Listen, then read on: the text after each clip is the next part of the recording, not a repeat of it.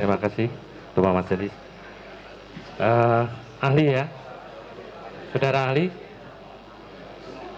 Ini baik.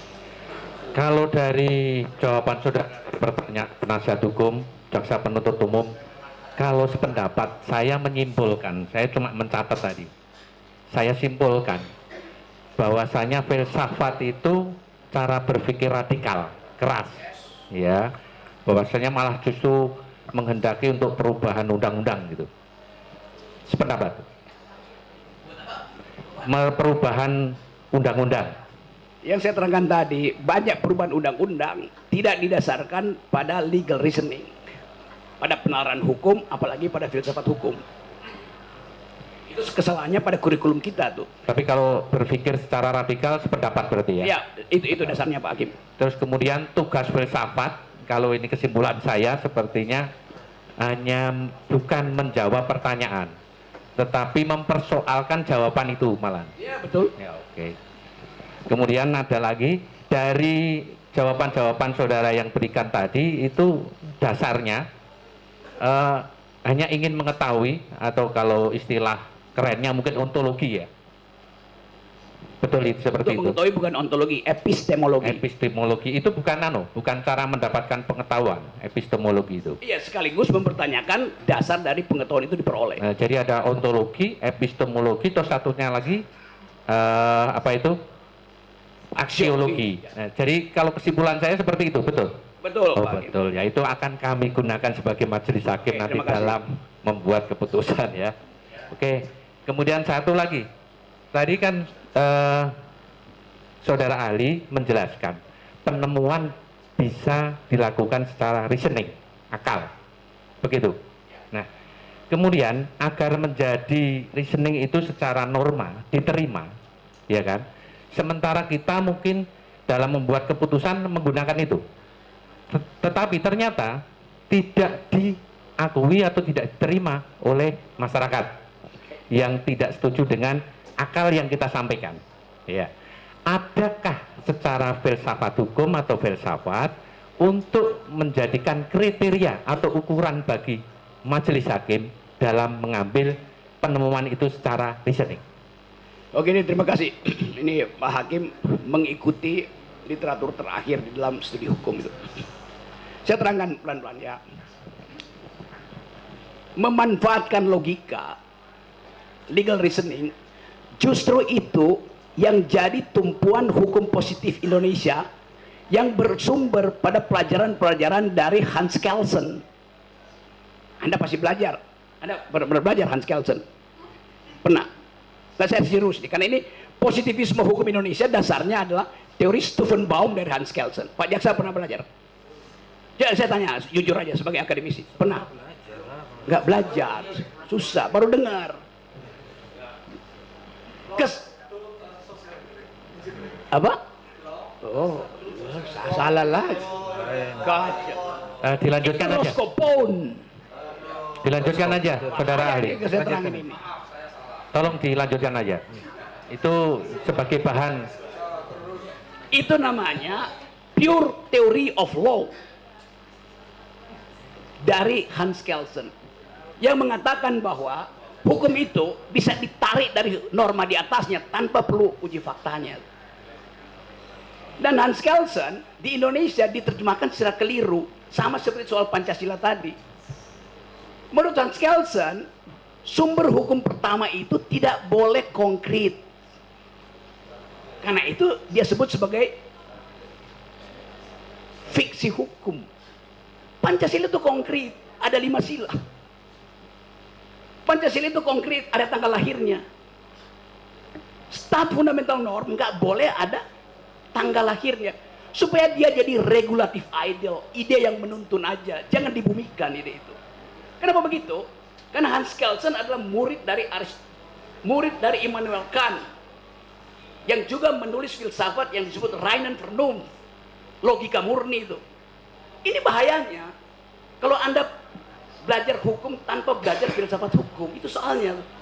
Jadi kekacauan kita mulai dari awal, kurikulum fakultas hukum itu kacau, reasoningnya nggak ada tuh. Gimana mungkin jaksa nggak ngerti beda antara Roscoe Pound dan Hans Kelsen? Saya mengajar di filsafat Maaf Mas, hukum. saudara menjelaskan pertanyaan kami. Ini dungu juga nih jaksa ini. Oke. Pendapat ahli aja dari pertanyaan. Jadi memang begitu. Sekarang ada problem.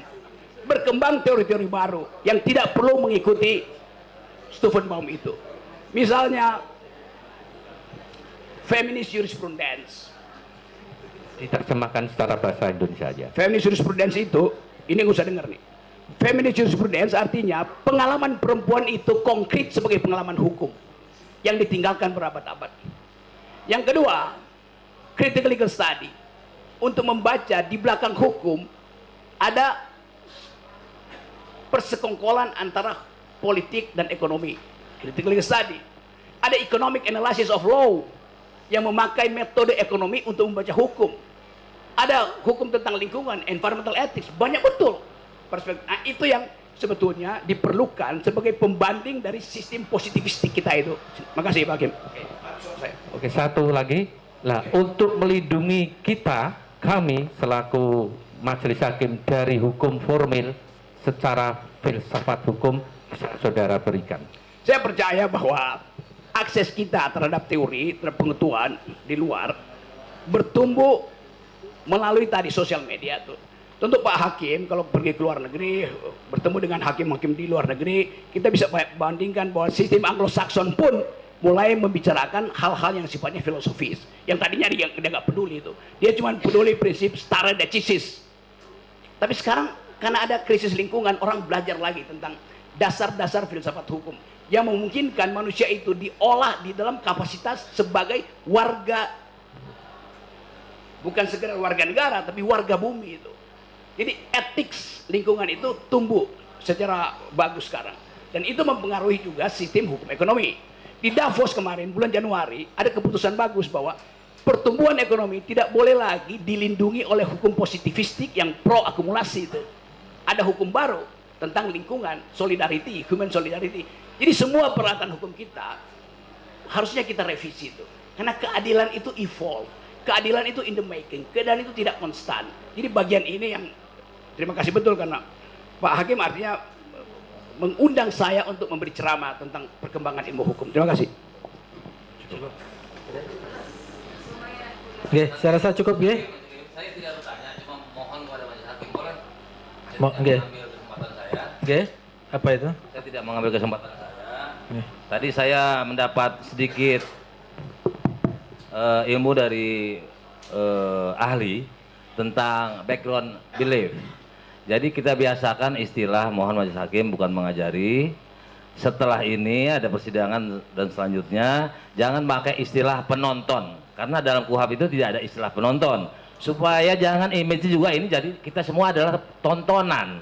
Jadi pengunjung sidang menurut KUHP. Jangan pakai istilah-istilah walaupun ini hanya istilah. Kalau istilah itu bisa membuat background belief rusak, membuat bocor semua ilmu-ilmu hukum yang ada di sini, big leak. Jadi saya minta pengunjung sidang, kalau kita bilang penonton, jadi kita semua juga penonton, padahal image di publik kita ini memang sedang dagelan. Mohon maaf, jadi mohon pakai istilah KUHP saja, yaitu pengunjung sidang. Demikian cukup. Oke, bisa diterima. Satu hal lagi, yang mulia. Nggak masalah. Nah, ini penting sekali. Nggak ada masalah itu. Setelah Bung Rocky selesai, mungkin sudah menjelaskan semua dan pulang gitu. Tapi kita akan lanjut nih, Bu. Menjadi mungkin pemeriksaan terdakwa. Terdakwa. Nggih.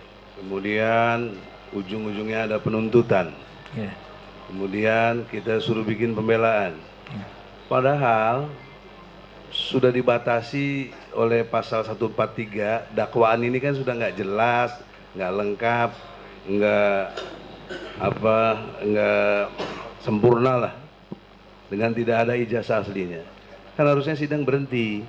Kenapa kita harus teruskan lagi sidang yang bertele-tele? Sebentar, Itu. Karena sudah harus jelas. Akibatnya begitu, dakwaan kan sudah nggak jelas, sudah jelas. Kita bisa pahami, itu kan keinginan Pan saudara. gitu, Bang. Tapi kan sesuai KUHP, segala perkara yang disampaikan ke hakim harus kita selesaikan. Tidak mungkin kita menghentikan di tengah Iya, jalan. tapi nggih. KUHP juga Nggih. menentukan Nggih. bisa batal demi hukum. Itu kan kalau diajukan eksepsi di awal kan tidak. Walaupun tidak ada eksepsi, ini kan persidangan Ya iya, membuktikan. nanti kita yang mempertimbangkan itu kan di kewenangan di kami itu nanti apakah dakwaan Sama halnya batal demi Pak hukum Hakim apa selalu tidak. pertimbangan sampai udah saksi semua, dia tetap tidak bersalah, nggak ada kesalahan yang jelas. Kok tetap Soal ditahan? bersalah tidak itu nanti ya, setelah vonis. Sebelum dinyatakan bersalah, tetap kita menganut asas praduga tidak bersalah. Jadi kalau begitu, Nah, tolong dari dipahami, kesimpulan pembicaraan kita tadi, Nggih. dengan semua yang jelas tadi sudah disampaikan adalah kedunguan dalam konteks sidang ini, kita jadi ikut dungu juga semua. Nah, itu Ya, saya itulah, cukup, ya. ya, itulah satu persoalan serius yang mulia. Nggih, nggih. Yang mulia ini bisa menembuskan persoalan hukum ini dengan jelas sebagai hakim. Nggih, mudah-mudahan insyaallah. Nggih. Nggih. Ya, bahkan menemukan hukum. Nggih. Hakim bisa menemukan hukum bahwa ini udah nggak benar gitu loh. Jasa Jokowi itu palsu. Kalau ada mana yang asli? Sekali lagi Nggak itu ada sudah sampai sekali sekarang. lagi sering ditanyakan itu sudah. Saya kira itu. Jadi saya rasa untuk hari ini keterangan ahli saya cukup. Ahli bisa meninggalkan. Ada? Izin karena beliau mau tiket pesawat jadi kan Makanya ahli selesai. Ahli boleh meninggalkan tempat. Karena keterangan ahli silakan pendapat disampaikan di masing-masing nanti ya. Tidak kita tanyakan kepada terdakwa karena keterangannya hanya pendapat. Nggih. Nggih. Nggih.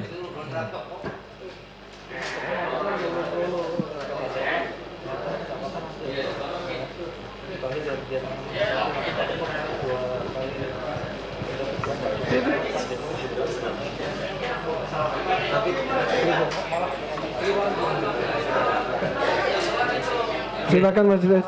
Nggih. Oke, nggih, setelah tolong pengunjung sidang tolong yang nganu keluar ya, di luar. Kalau memang mau berkomentar di luar. Ya. Nggih. Yang namanya pengunjung sidang itu duduk rapi, anteng, mendengarkan sidang sesuai kayak sidang-sidang di televisi itu loh di Jakarta kok bisa tenang, penontonnya tidak bersorak-sorak gitu ya, maunya seperti itu. Nah ini kami tawarkan kepada Mas Ustaz hari ini, setelah ini kita skor sidang untuk istirahat sholat. Apakah akan kita lanjutkan untuk pemeriksaan terdakwa untuk karena kita mengejar supaya minggu depan bisa tidak harus ya nanti enggak sekarang saya tanya dulu makanya kita tawarkan sebentar ya makanya kita tawarkan dulu seandainya ini di sisa waktu yang tersisa nanti setelah istirahat sholat mungkin kita periksa sebentar sekarang tidak kita periksa harus satu-satu nanti mungkin Gus Dur dulu iya nanti anda karena tadi anda mau mengajukan saksi adicat anda nanti belakangan satu-satu nanti terdakwa tidak digabung lagi.